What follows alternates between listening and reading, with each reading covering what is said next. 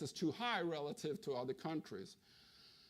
The important point about international pricing is that medical R&D returns, medical R&D is driven by world returns. They're not driven by country-specific returns. So I'm originally from Sweden, and I know for a fact Swedish firms do not innovate for 9 million Swedes in the world. They innovate for Medicare and the US population, because here's where the money is.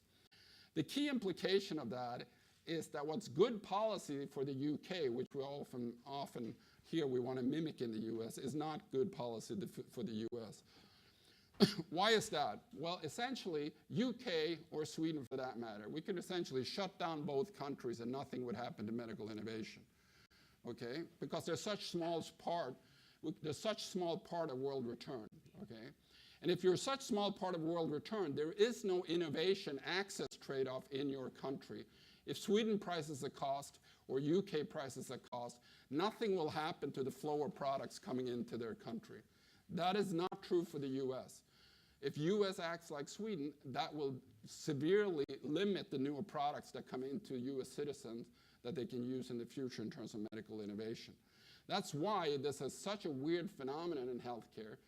In my opinion, that's why, that the biggest buyer in the market, CMS, is paying the highest prices. Very unusual for many markets for the biggest buyer to pay the highest prices.